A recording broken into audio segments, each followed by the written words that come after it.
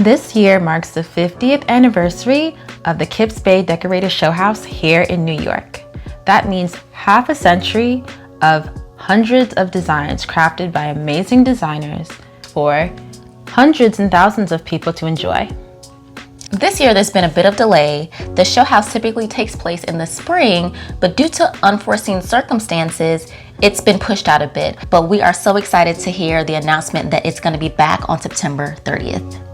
Before you watch this video, we highly suggest that you watch our recap of last year's show house event. It was so amazing. And you can find that video on our channel, or for easier access, it'll be linked down in the description box below. To celebrate the return of the show house, we're excited to release our interview with one of last year's designers, the amazing Beth Diana Smith. In this interview, she tells us about her challenges and triumphs and just being a part of this amazing and prestigious show house. So we hope you enjoy. Yeah, without further ado, let's get into the interview.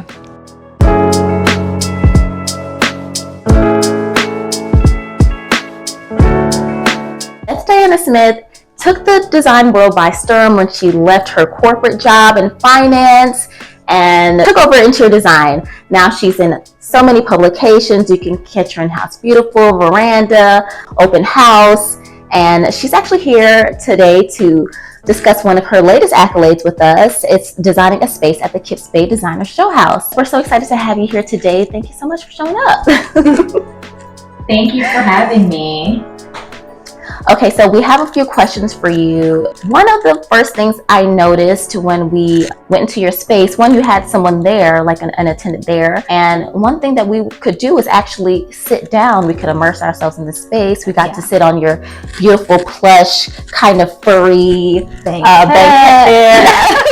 And it was a whole experience. We were opening drawers. I mean, we made ourselves at home. And the thing about show houses, typically, the other lounges, they will, they'll say don't sit. They'll have like the place cards on all the furniture saying don't sit, don't touch. But your space was so welcoming. It was a different experience. And we were wondering what led you to take that approach as opposed to the do not sit here approach.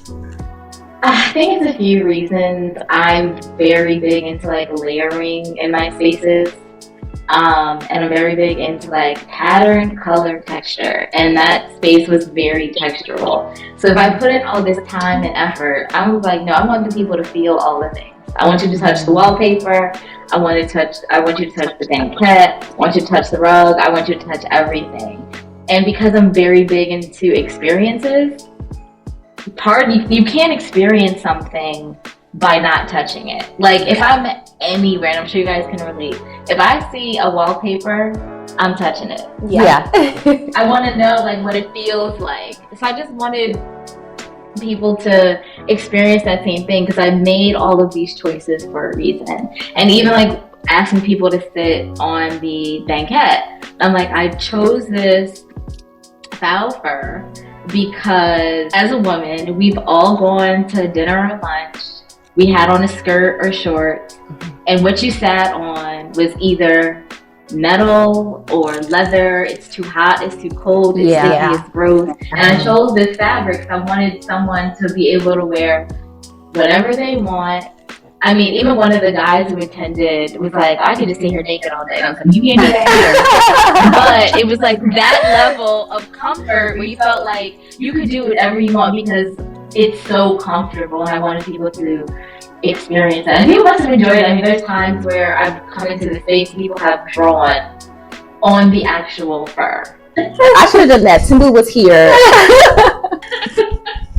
Like I said, we were in there opening drawers and things, which I wouldn't probably have done if we weren't able to kind of sit down in the space. And then even those spaces were beautifully decorated. Yeah. So it kind of unfolded for you as you continue to be in the space. So that was pretty cool. Mm-hmm. So for my question, I wanted to know if there was any kind of focal piece that really inspired the rest of your design, whether it was a piece of art, maybe a fabric, a piece of furniture. What really started the entire look and aesthetic? It was the wallpaper. The initial plan was to do an all pink wine color. That was the goal. And the only thing that was going to be a different color was the cabinetry that I just knew in my mind I wanted it to be like this matte black. But then I was in the craft showroom minding my business, and I saw that wallpaper, and I was like, oh man, this is stunning. Next thing I knew, like a crazy person, I was changing the entire design. It was worth the change. It was definitely worth it. Yeah. Also, you probably would have had competition with one of the rooms upstairs that was all pink. So I'm glad that you did the whole change. Totally different. I was definitely grateful for that because I think it was Sean Henderson who did the all pink. Yeah. And I was like, God, I changed what my initial concept was. I thought you were gonna say that art piece, and I thought that art piece may have inspired the wallpaper because they just kind of worked with each other so well. Energies and everything. That was literally just kismet because of the tight turnaround. I didn't look at any art until I had everything else selected. So art and decorative pieces came in last. And I had reached out to Alicia Bailey Lee, who's an interior designer, who I would say was more known for like wall murals. Yeah, I love her work. Started, practicing on smaller canvases, not a wall. And I was like, oh, what pieces do you have? Because like as a friend, I would obviously love to use your work. And she sent me that piece, and she's like, oh, I'm gonna send you a piece. I'm not really sure if I like it. And it's that. It was perfect. This piece is stunning. Yeah. And it's literally my favorite piece from her. Like out of all the pieces, that's my absolute favorite. And the black and white that was like at the top of like her crown, I'll call it. Yeah. That was just kismet. But a lot of people asked, did one influence the other? And I was like, nope, this was already done. Wow. That's so perfect. You mentioned like deadlines, and that kind of brings me to my next question. Were there kind of like any challenges that you faced in preparation for the show house, and kind of what did you gather from those challenges, if you had any? It's a tight turnaround. I think it's roughly, by the time you find out what room you're going to have so you have to be like done, and I mean like done photography ready, is only about 8 weeks. Yeah. Wow. And yeah, my stress level was very high. I can imagine. There were certain things in the house that weren't done. I want to say we had to be done by like April 25th. And I didn't get an actual floor until the first week of April. Wow. And I remember being like, goodness, don't stain the floor. Just get the floor in. Because like the cabinets have to go in. Yeah. And the cabinets have to go in because my fabricator has to come and he has to template for all that stone. Yeah. So they ended up staining after the cabinetry and the frame for the banquette was in. Okay. And then I had like 3 or 4 trades just kind of working on top of each other to get it done. Like the stone was going in while adjustments for the cabinets were happening, while the upholsterer was doing the base of the banquette, while the electrician was trying to get the light fixtures in. And I was like, it's all going to be fine. It's all going to be fine. Yeah. We're all going to get it done. No one's leaving. But it was worth it. It was worth it. It had to be done. It had to be done. That whole conversation brings me to the next question. How would you actually describe your overall experience at the show house now that it's finished? And what would you say to any aspiring designers that are also interested in participating in a show house? I would say each show house is definitely different, right?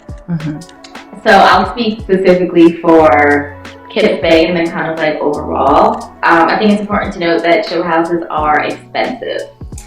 And the timeline is always going to be tight. I don't use the term expensive with a client ever. I would always say it's uncheap. I like that. So show houses are empty. And there's a lot of time commitment involved, heavily cranking things out like 7 days a week, because you still have to worry about like your other projects, right? Yeah. And like, you know, not having other clients like yell at you, like, Beth, you said you were going to do this thing, why isn't it done? And I did not want to hear that.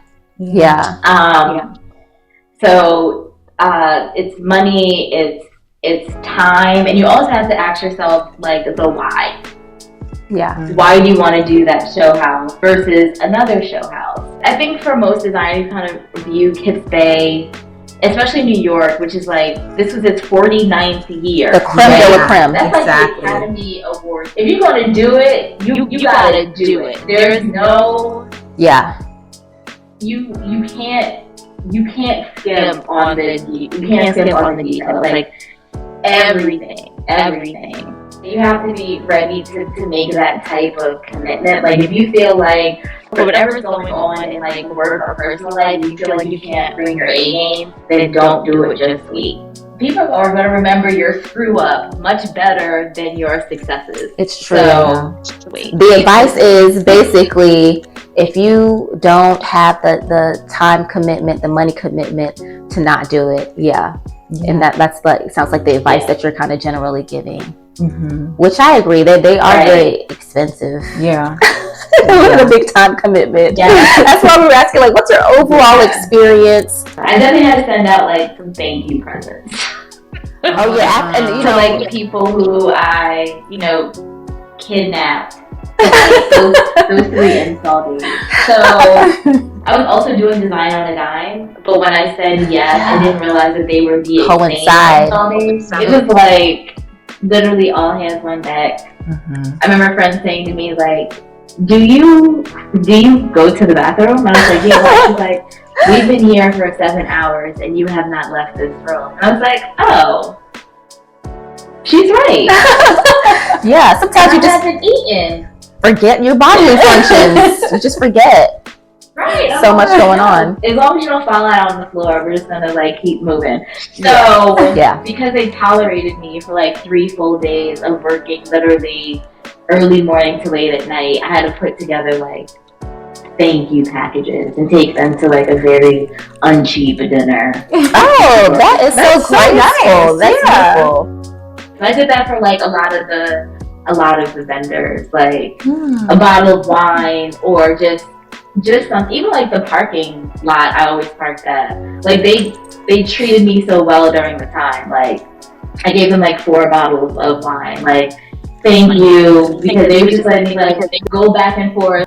But you know, in New York parking garages, they don't do that. They don't let you like go downstairs by yourself to like get something out of your car. So it's just like I'm kind of offset the universe with all the crazy shenanigans. That's how we put people through. And I feel like that's great design advice as well for aspiring designers that might want to do a show house. It's just the reciprocity afterwards, the thank yous and the cards and the bottle of wine. Those are really great ideas.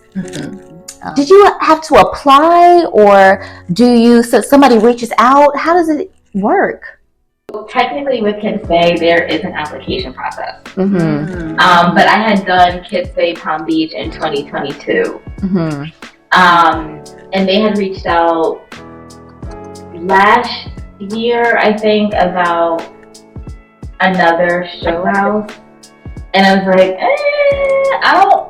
I don't want to travel again for a show house, because that's like another layer. That's right? another expense too. Oh my gosh. Right. So I was like, no, but I would love to do New York next year. So when they were preparing, she, you know, sent me a text. She's like, are you still interested in New York? I was like, yes. Absolutely. So that's how that one came about. But in general, yes, there is an application process. But if you've done Kips before, then it's much easier. Is there any thing that you kind of wanted to share your handles or your Instagram, things like that? I am literally at Beth Diana Smith everywhere. Look out, because there is a new project being published soon. I'll make sure that I share that across all my channels when that happens. Okay. All right, guys. So you heard here. So make sure and follow and look out for her new project being publicized. And I'm definitely looking forward to that as well. And thank you so much for taking the time out to come and talk to us about your wine room and garden level corridor for the Kips Bay Showhouse, New York 2024. It's a mouthful. Thank you. Yeah. Thank you so much, Beth. Thank you, Beth. Enjoy the rest of your day. All right. Bye, ladies. Bye. Bye.